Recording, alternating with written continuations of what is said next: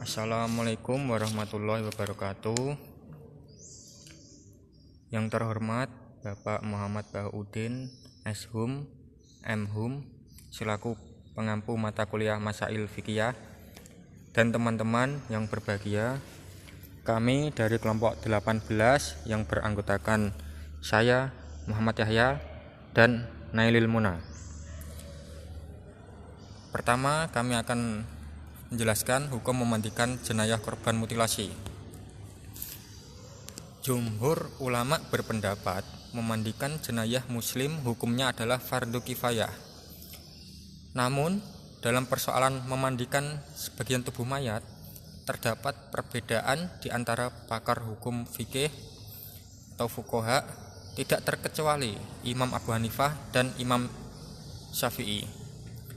Imam Syafi'i berpendapat potongan tubuh yang diketemukan itu harus diperlakukan sebagaimana memperlakukan mayat yang utuh. Jadi Imam Syafi'i itu misalkan mendapatkan potongan tubuh meskipun itu sedikit, bagian jari-jari itu harus diperlakukan sebagaimana memperlakukan mayat yang utuh. Dalam hal ini beliau berkata, telah sampai kepada kami keterangan bahwa seekor burung telah menjatuhkan sebuah tangan di Makkah pada waktu perang Jamal. Lalu mereka mengenalinya dari cincinnya, maka mereka memandikannya dan mensolatinya, dan adalah demikian itu disaksikan para sahabat. Perkataan Imam Syafi'i di atas dinukil dari sebuah hadis sahih yang diriwayatkan oleh Imam Al-Baihaqi. Imam Ahmad berpendapat sama dengan Imam Syafi'i. Beliau berkata, Abu Ayyub telah mensolati sebuah kaki dan Umar mensolati tulang. Lain halnya dengan Imam Ibnu Hazm. Beliau berkata, disolati apa yang diketemukan dari tubuh mayat muslim, dimandikan dan dikafankan kecuali kalau berasal dari orang yang mati syahid. Tetapi Imam Abu Hanifah dan Imam Malik mengatakan dalam kitab Fikih Sunnah, jika ditemukan lebih dari separuh tubuhnya, hendaklah mayat tersebut dimandikan dan disolatkan. Namun jika kurang dari separuh, maka ia tidak perlu dimandikan dan disolatkan. Jadi Imam Abu Hanifah dan Imam Malik ini mengatakan jika ditemukan lebih dari separuh tubuhnya, hendaklah dimandikan dan disolatkan. Namun jika kurang dari separuh, maka tidak perlu dimandikan dan disolatkan.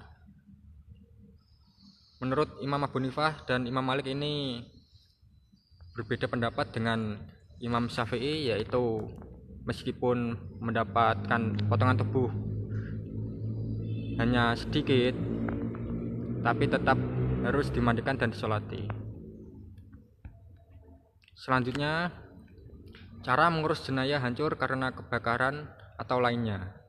Berkata Syekh Zakaria Al-Ansori Syafi'i rahimahumullah ta'ala dalam kitabnya Asna Al-Matolib Syarhu Rodotul At-Tolib, apabila jenayah dalam keadaan rusak karena terbakar atau lainnya yang andai dimandikan kulitnya akan terkelupas, maka jenayah tersebut ditayamumi sebagai pengganti dari mandi karena sulitnya melaksanakan pemandian. Ini sudah jelas apabila jenayah rusak karena kebakaran, jika dimandikan dikhawatirkan terkelupas kulitnya, maka diwajibkan atau wudhunya diganti tayamum. Selanjutnya, hukum memandikan mayat yang berganti kelamin.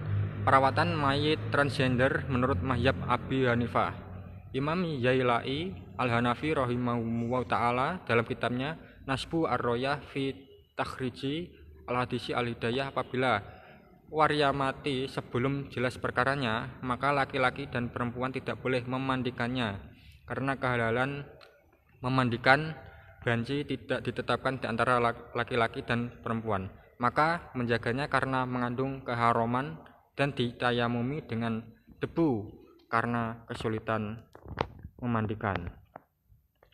Imam Al-Kashani Al-Hanafi berkata dalam kitabnya Bada'i Asy-Syana'i fi Tartibi Asy-Syara'i, hukumnya memandikan waria setelah mati tidak halal bagi laki-laki agar memandikannya karena kemungkinan adanya dia adalah seorang wanita.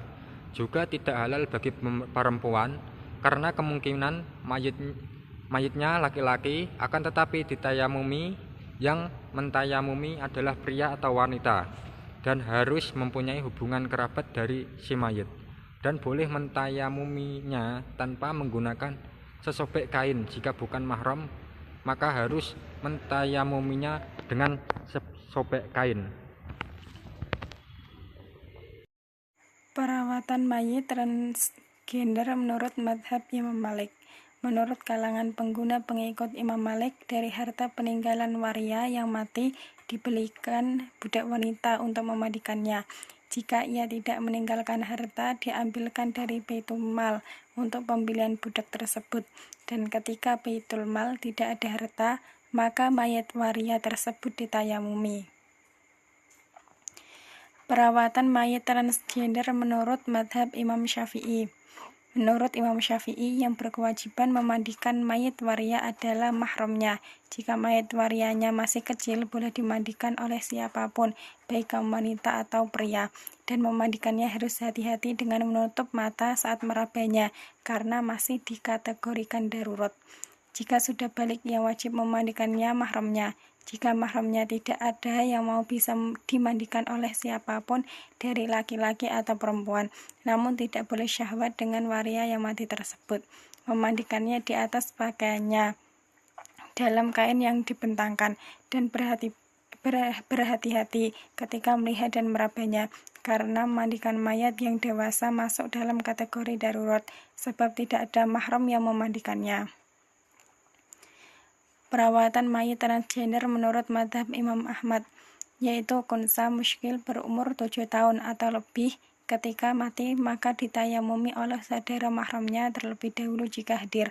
Namun jika mahramnya tidak ada yang mau atau budak wanitanya tidak bisa dihadirkan, maka dia ditayamumi oleh orang lain yang bukan saudara mahramnya. Dalam mentayamuminya, wajib menggunakan kain atau semacamnya yang dibalutkan di tangan orang yang mentayamuminya bagi selain saudara mahramnya tanpa menggunakan kain penghalang. Dan laki-laki lebih diutamakan dibandingkan wanita untuk mentayamuminya ketika kunsa muskil waria mati di tengah-tengah kaum pria ataupun wanita. Yang selanjutnya yaitu pengertian bunuh diri. Bunuh diri dalam bahasa Arab adalah intahara, berarti menyembelih diri sendiri.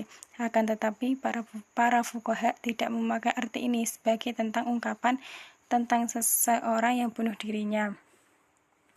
Imam Al-Qurtubi berkata, bunuh diri ialah seseorang yang membunuh dirinya dengan sengaja, bisa dikarenakan karena ambisi duniawi dan harta benda, dengan membawa dirinya kepada hal-hal yang membahayakannya, dan bisa dikatakan pada saat kondisi putus asa dan dikuasai oleh amarah. Yang selanjutnya yaitu pandangan Imam Syafi'i tentang mensholatkan jenazah yang bunuh diri. Adapun dalam kitab karangan Syafi'i tentang hukum mensholati jenazah bunuh diri ini berpendapat sebagai berikut, yaitu qala li Syafi'i man qatala nafsahu aw ghilla fil ghanimati yaghsilu wa yusolli alaihi inda nabihi. Artinya, siapa yang bunuh diri atau curang di dalam ghanimah, dia dimandikan dan disolatkan. Demikian menurut Imam Syafi'i. Dan dalam pendapat beliau selanjutnya bahwa jenazah bunuh diri tetap disolatkan walaupun sudah termasuk melakukan dosa besar dan juga sudah melanggar hukum Islam. Akan tetapi orang tersebut tidaklah dikatakan telah keluar dari agama Islam. Pendapat beliau, selagi ia tergolong orang-orang muslim, maka wajib disolatkan jenazahnya.